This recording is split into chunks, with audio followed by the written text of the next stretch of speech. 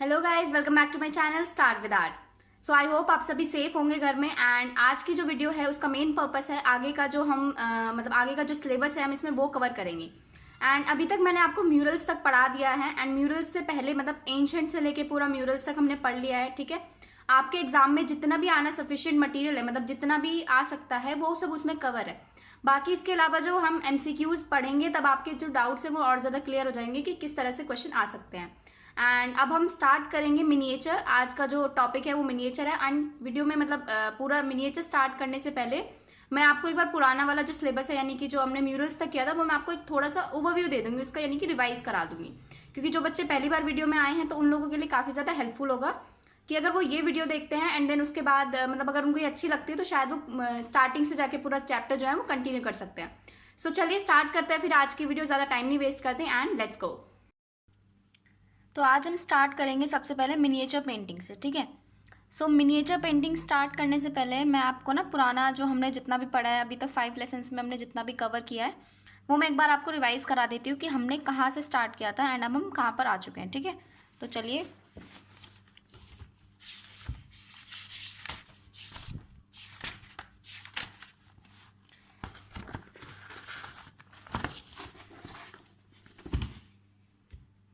ये हमने स्टार्ट किया था classification of Indian architecture and paintings, यानी कि हमने क्लासीफाई किया था पूरी अपनी इंडियन आर्ट हिस्ट्री को कुछ पार्ट्स में। ठीक है, सबसे पहले एंशिएंट इंडिया में हमने क्लासीफाई किया था।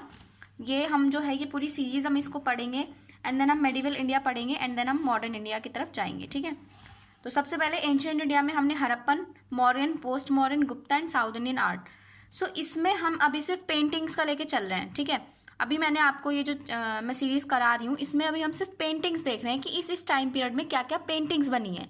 ठीक है, अभी हम ये नहीं देख रहे हैं कि आर्किटेक्चर क्या बना था या स्कल्पचर क्या बना था।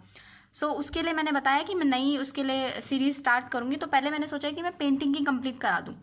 देन उसके बाद मेडिवल इंडिया जो है, यानी कि मेडिवल इंडिया में हमारा दिल्ली सल्तनत के टाइम पे कौन कौन सी पेंटिंग्स बनी, ठीक है, और मुगल आर्ट के टाइम पे किस टाइप का वर्क हुआ था हम वो देखेंगे।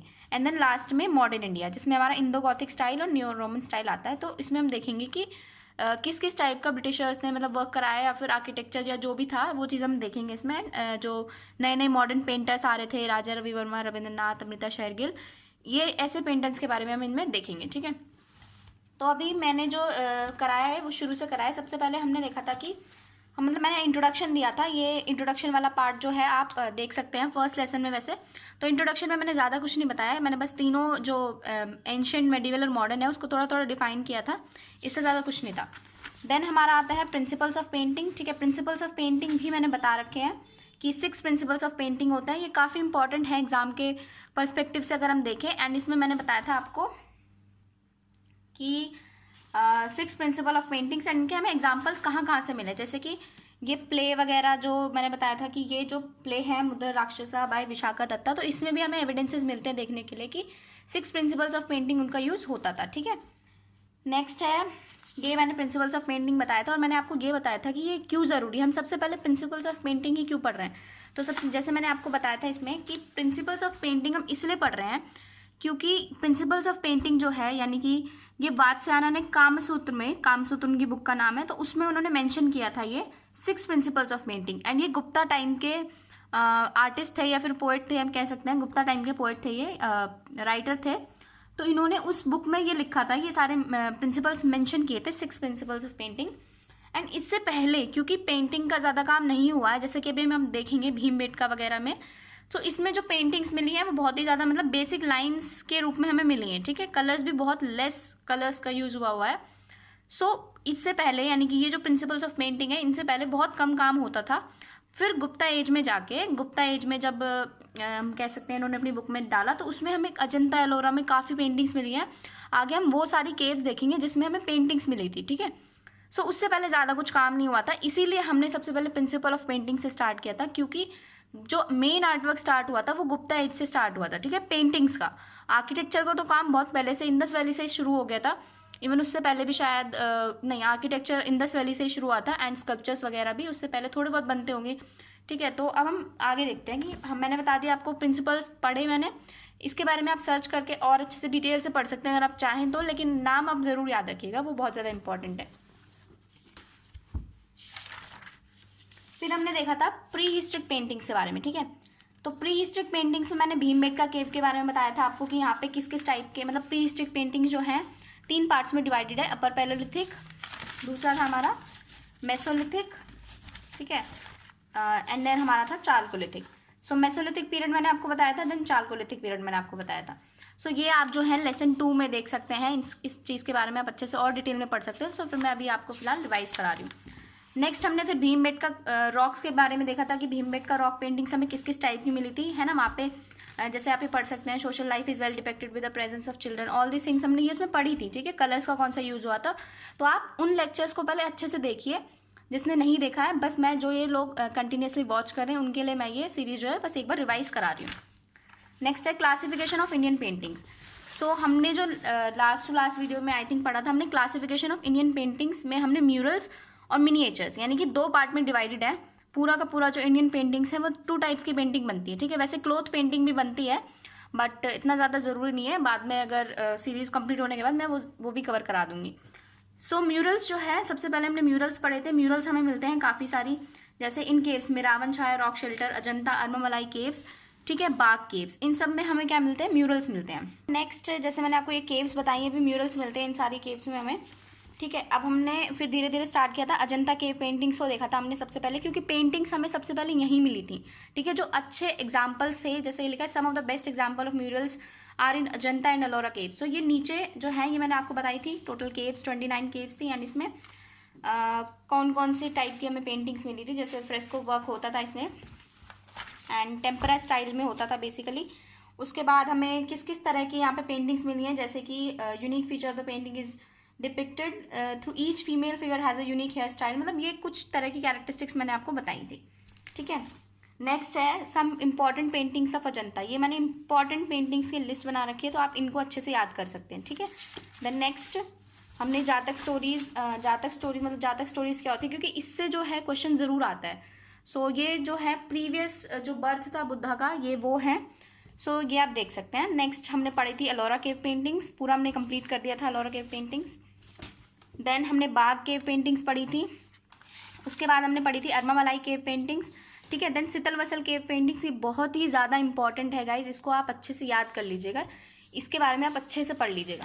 देन नेक्स्ट हमने पढ़ा था रावण छाया रॉक शेल्टर, ठीक है। एंड देन हमने जोगीमारा केव पेंटिंग्स के बारे में पढ़ा था। एंड लास्ट हमने पढ़ा था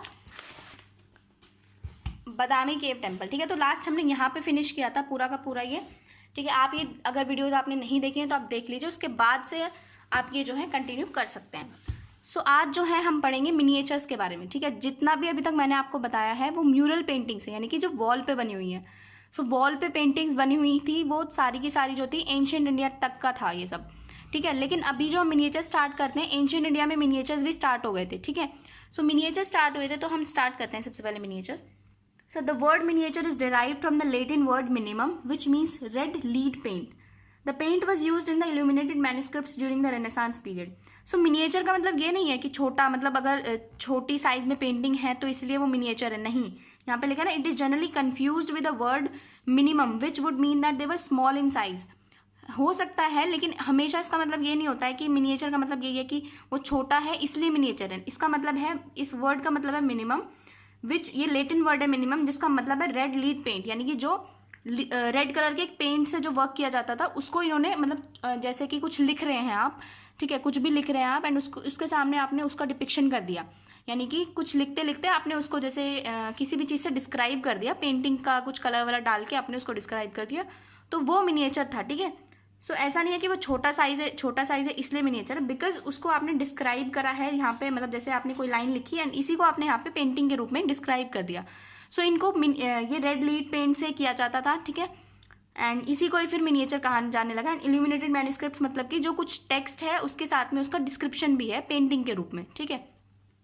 सो मिनिएचर का मतलब ये होता है, the Indian subcontinent has long tradition of these paintings and many school develop that have difference in composition and perspective. So हमारे इंडिया में लॉन्ग ट्रेडिशन रहा है इन पेंटिंग्स का, जो कि अब हम धीरे धीरे पढ़ेंगे। तो सबसे पहले जो मिनिएचर का मतलब होता है, miniature are the small and detailed paintings. So miniature जो है छोटी तो होती हैं साइज में, मैंने आपको जैसे बताया, और ये डिटेल्ड भी होती हैं साथ में, मतलब इसमें बहुत ज़्यादा डिटेल वर्क किया जाता है as compare to murals. Murals जो है वॉल पेंटिंग्स होती है तो उसमें काफ़ी एरिया जो होता है वो लार्ज उससे कवर हो जाता है एक ही कलर से, लेकिन जो मिनिएचर्स होती हैं वो बहुत ज़्यादा छोटी पेंटिंग्स होती हैं, तो इसीलिए इसमें बहुत ज़्यादा मतलब इनकी खासियत ये है कि इसमें डिटेल वर्क किया जाता है। नेक्स्ट है techniques of miniature painting. So there are several pre conditions that are necessary to be fulfilled for making miniature paintings. So कुछ ऐसी कंडीशंस हैं जो कि आपको पता होनी चाहिए कि मिनिएचर पेंटिंग्स के लिए रिक्वायर्ड है। पहली कंडीशन है the painting should not be larger than 25 square inch. आप इसको अच्छे से याद कर लीजिए कि पेंटिंग जो है वो ज़्यादा बड़ी नहीं होनी चाहिए। कितने साइज से? 25 स्क्वायर इंच से बड़ी नहीं होनी चाहिए वो पेंटिंग। नेक्स्ट है the subject of the painting should be painted in not more than 1/6 of the actual size. अगर आप कोई भी सब्जेक्ट चूज कर रहे हैं, जैसे कि आप अगर आपने मतलब कोई भी सब्जेक्ट चूज कर रहे हैं, तो उसका जो एक्चुअल साइज है उससे 1/6 ही आपको लेना है, यानी कि उसका एक्चुअल साइज नहीं ले सकते आप, एंड 1/6 से ज़्यादा नहीं ले सकते आप उसका, मतलब जो एक्चुअल साइज है जो भी है, ट्री है अगर कोई या फिर ह्यूमन बॉडी है तो उसका 1/6 आपको लेना है। For example an adult head of 9 inches would not be painted larger than 1.5 inches. So अगर आप एक कंसिडर करें एडल्ट हेड जो कि 9 इंचेस का है, सो वो जो है 1.5 इंचेस से ज़्यादा बड़ा नहीं होना चाहिए मिनिएचर पेंटिंग के अकॉर्डिंग, यानी कि उसका आपको 1/6 पार्ट ही लेना है। In most of the Indian miniature paintings the human figurine is seen with the side profile. और काफ़ी सारी मिनिएचर पेंटिंग्स में जो है ह्यूमन फिगराइन को साइड प्रोफाइल में ही दिखाया गया है। They usually have bulging eyes, pointed nose and slim waist. ज़्यादातर आपने पेंटिंग्स देखी होंगी तो उसमें क्या है, बल्जिंग आइज, यानी कि जो बाहर की तरफ निकली हुई आइज हैं उस तरह की, पॉइंटेड नोज आपको देखने के लिए मिलेगी, एंड स्लिम वेस्ट, बहुत पतली कमर आपको देखने के लिए मिलेगी। ठीक है। In the Rajasthani miniatures the skin colour of the character is brown while the Mughal painting they are generally fairer. So आप ये भी देखेंगे डिफरेंस कि जो इंडियन मिनिएचर्स हैं या फिर मुगल मिनिएचर्स हैं उसमें ये डिफरेंस है कि जो राजस्थानी मिनिएचर्स है उसमें जो स्किन कलर ये लोग यूज़ करते थे वो ब्राउनिश कलर यूज़ करते थे। ठीक है। और जो कि मुगल पेंटिंग्स है इसमें इन्होंने जो है जनरली पोर्ट्रेट्स वगैरह हैं उनको फेयर दिखाया है, बहुत ही ज़्यादा गोरा रंग उसमें उन्होंने यूज़ किया, मतलब गोरा रंग दिखाया है। Further more the colours of the divine beings like Lord Krishna is blue, and Lord Krishna जैसे जो भगवान हैं जिन्हें भगवान माना जाता है एक तरह से, सो उनके कलर जो पेंटिंग में दिखाए गए हैं ब्लू दिखाए गए। ठीक है। The women figurines have long hairs and the colour of their eyes and hair are generally black. So जो विमेन हैं उनके काफ़ी लंबे बाल दिखाए गए हैं, उनके जो आइज और हेयर का कलर है वो भी ब्लैक दिखाया गया है। So main generally wear the traditional clothes and have a turban on their head. और अगर मेन को दिखाया गया है तो एक टर्बन के साथ दिखाया गया है। ठीक है। ट्रेडिशनल क्लोथ्स उन्हें पहने हुए दिखाया गया मिनिएचर्स में। सो सबसे पहले मैं आपको एक बात बता दूं, जैसे हमारा ये इंडिया, मैंने ऐसे थोड़ा सा डिपिक्शन करने के लिए आपको बताया कि जैसे इंडिया के मतलब जो मिनिएचर्स थी वो चारों तरफ स्टार्ट हुई थी, यानी कि पाला स्कूल इधर बंगाल के साइड में शुरू हुई थी। ठीक है। यहाँ पे डेवलप हुआ था पाला स्कूल ऑफ आर्ट। देन नीचे जो था डेक्कन, इधर की side Deccan style of painting develop हुआ था जहाँ पे चालुक्यन डायनेस्टी ने रूल किया था। ठीक है। इधर गुजरात में अप्रभंश जो है, अप्रभंश पेंटिंग स्टाइल जो है वो डेवलप हुआ था, जिसे जैन स्कूल ऑफ पेंटिंग भी कहा जाता है, क्योंकि ये अभी हम आगे पढ़ते हैं तो यहाँ पर ये वाला स्कूल डेवलप हुआ था। कश्मीर में भी जो है मिनिएचर वर्क हो रहा था। ठीक है। कश्मीर में भी काफ़ी सारी ऐसी मैन्यूस्क्रिप्ट्स बनी जिसमें मिनिएचर वर्क हो रहा था। सो अब जो हमारे दो मेन हैं इसमें हमारे हैं पाला एंड गुजरात के अंदर जो था अप्रभंश स्कूल ऑफ पेंटिंग। तो सबसे पहले हम डिटेल में इन्हें पढ़ते हैं। Then Deccan style of painting में भी काफ़ी कुछ हुआ था वैसे, जैसे मतलब कुछ सेंटर्स थे, गोलकंडा, अहमदनगर और हैदराबाद, यहाँ पे भी जो है मिनिएचर्स जो है डेवलप हुई थी। सो चलिए स्टार्ट करते हैं। Early miniatures. ठीक है। अभी हमने जैसे एंशियंट में पढ़ा कि जो अजंता एलोरा या फिर ये सितनवसल केव्स, मतलब काफ़ी सारी केव्स में म्यूरल वर्क हो रहा था, तो उसके मतलब हम अर्ली उसमें कह सकते हैं कि मेडिवल पीरियड जो था, अर्ली मेडिवल पीरियड, ठीक है, उसमें भी मिनिएचर जो है वो शुरू होने लगे थे, यानी कि एंशियंट जैसे चल ही रहा था अभी, मतलब ये एंशियंट का ही पार्ट है एक तरह से, हम कह सकते हैं कि पूरा एंशियंट हिस्ट्री में ही इसको कंसिडर किया जाता है, पाला स्कूल और अप्रभंश स्कूल को। देन हमारा जो है मेडिवल शुरू होता है। सो हम ये अर्ली मेडिवल में हम कह सकते हैं कि ये एंशियंट और अर्ली मेडिवल के बीच का टाइम पीरियड है, जिसमें ये सारी पाला और अप्रभंश स्कूल की जो पेंटिंग्स हैं वो डेवलप हो रही थी। नेक्स्ट है मिनिएचर पेंटिंग्स है small paintings with minute details. जो अर्ली मिनिएचर्स थी जैसे कि पाला स्कूल ऑफ आर्ट वगैरह की, they were often painted for either books और albums on perishable material including paper, palm leaves and cloths. So किस चीज़ पर बनाई जाती थी ये जो पेंटिंग्स होती थी मिनिएचर पेंटिंग्स, ये ज़्यादातर पेपर पर, पाम लीव्स पर या फिर कपड़े पर बनाई जाती थी, ठीक है। The art of miniature painting developed between 8 to 12 centuries.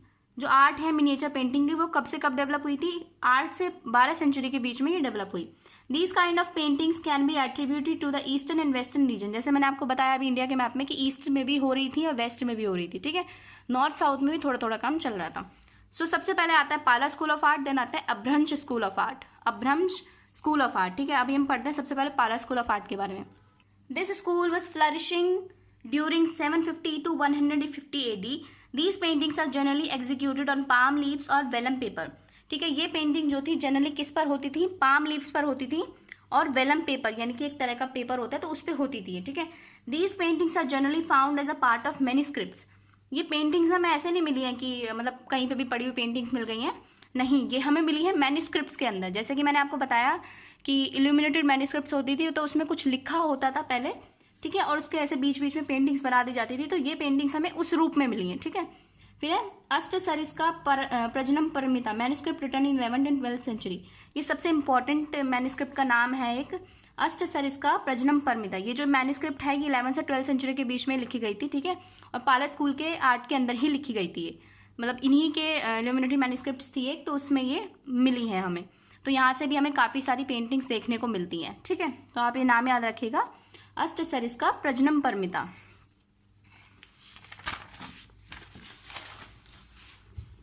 Next है there are lonely single figures in the paintings and one rarely find group paintings. So Pala school की खासियत क्या थी? यहाँ पे जो है सिंगल फिगर्स को ज़्यादातर दिखाया गया है एंड ग्रुप पेंटिंग्स जो है वो बहुत कम है। They have simple composition and were patronized by some of those rulers who promoted Buddhism. So जैसे कि अजंता एलोरा, ठीक है, इन सब में क्या था? बुद्धिज्म को पैटर्नाइज किया जा रहा था, मतलब बुद्धा की जो पेंटिंग्स हैं हमें वो मिलती हैं देखने के लिए। सो ऐसे ही मिनिएचर्स में भी जो पेंटिंग्स थी, जो कंपोजिशन थी, वो हमें बुद्धिज्म थीम से रिलेटेड मिलती है, यानी कि पाला स्कूल में हमें बुद्धिज्म थीम से रिलेटेड पेंटिंग्स मिलती हैं, ठीक है। एंड ये जो प्रमोट कर रहे थे बुद्धिज्म, उन्होंने पैट्रोनाइज किया था, यानी कि उन्होंने पैसे दिए थे इन पेंटिंग्स वगैरह को या मैन्युस्क्रिप्ट्स वगैरह को बनाने के लिए। The prominent painters were Dhiman and Vitapala. So ये दो पेंटर्स हैं पाला स्कूल के, नाम याद रख लीजिएगा आप अच्छे से, ठीक है। तो धीमान एंड वीतपाल ये दो प्रोमिनेंट पेंटर्स हैं। एंड पैटर्न्स कौन थे? पैटर्न्स वो होते हैं जो कंट्रीब्यूट करते हैं पैसे, यानी कि किसी भी चीज़ को बनाने के लिए जो पैसे देते हैं, ठीक है, वो होते हैं पैटर्न्स। सो पैटर्न्स थे धर्मपाल एंड देवपाल, ये पाल डायनेस्टी से बिलोंग करते थे, ठीक है। जैसे कि मैंने दिखाया था कि इधर पाला स्कूल, मतलब यहाँ पे पाला स्कूल डेवलप हुआ था, तो यहाँ पे पाल किंग्स थे तो वो ही डोनेट करते थे। सो नाम है धर्मपाल एंड देवपाल। तो ये दोनों किंग थे जिन्होंने बहुत ज़्यादा मतलब पैटर्न थे एक तरह से, जिन्होंने बहुत ज़्यादा कॉन्ट्रीब्यूट किया था इन पेंटिंग्स को बनाने के लिए। सो नेक्स्ट है अभ्रंश स्कूल ऑफ आर्ट, ठीक है। सो पाला स्कूल में जैसे बुद्धिज्म में प्रमोट होता था, इसमें जो है जैन स्कूल को ज़्यादा प्रेफरेंस दी जाती थी, मतलब जैन स्कूल की जैन पेंटिंग जो है इसमें ज़्यादा बनती थी, ठीक है। सो ये जो है school this school traces is origin to Gujarat and Mewar region in Rajasthan. कहाँ पर था?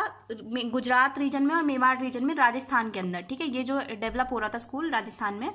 It was a predominant school of painting in the western India during 11th to 15th century, ठीक है। ये जो स्कूल था बहुत पहले से ही 11th से 15th सेंचुरी के टाइम पे वेस्टर्न इंडिया में जो है प्री डोमिनेंट था, पहले से ही डोमिनेंट था।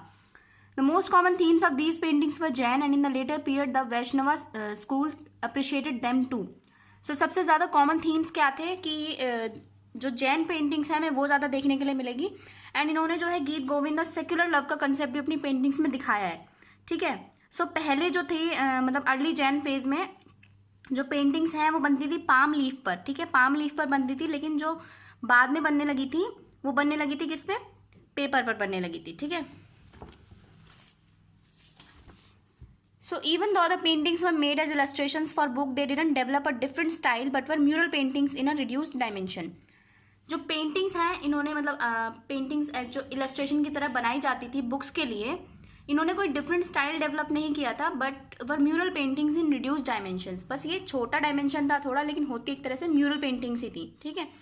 The colours used in the paintings had symbolic meaning and they usually used red, yellow and occur. So colour कौन कौन से ये लोग यूज़ करते थे? Red, yellow and occur use करते थे, और इनका भी सिंबलिक मीनिंग होता था कोई, ठीक है। अभ्रंश स्कूल ऑफ पेंटिंग जो ये मिनिएचर्स बनाते थे इसमें ये 3 कलर यूज़ करते थे एंड कोई ना कोई सिंबलिक मीनिंग होता था उसका। In the later phase they used bright and gold colours. So बाद में इन्होंने ब्राइट कलर यूज़ करना स्टार्ट किया, मतलब लेटर फेज में, एंड गोल्ड कलर्स भी इन्होंने यूज़ करना स्टार्ट किया।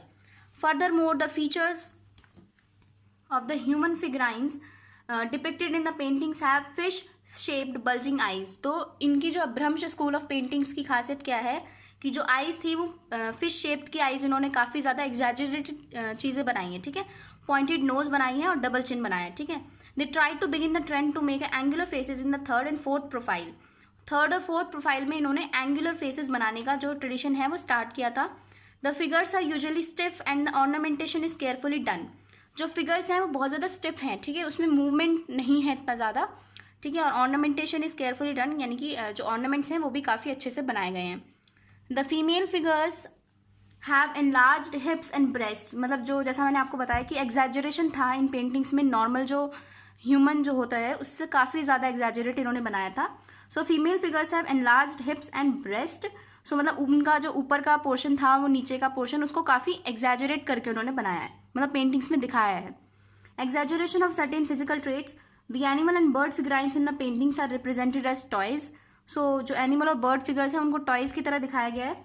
एंड एग्जाम्पल दे रखा है कि कल्पसूत्र एंड कल्पचार्य कथा, ठीक है, ये दो मेन एग्जाम्पल्स आप याद रखिएगा, कल्पसूत्र एंड कल्पचार्य कथा, ये भी जो हैं जैन मैन्यूस्क्रिप्ट से एक तरह से, ठीक है, महावीर की बायोग्राफीज़ हैं जिसमें हमें पेंटिंग्स देखने को मिलती हैं, ठीक है। तो अभ्रंश स्कूल की खासियत क्या थी कि यहाँ पर जो है अटपटे फिगर्स आपको देखने के लिए मिलेंगे, यानी कि काफ़ी ज़्यादा एग्जैजरेशन देखने के लिए मिलेगा, ठीक है, और ये जैन पेंटिंग्स बनाते थे, जैनिज्म को ही प्रमोट करते थे एक तरह से।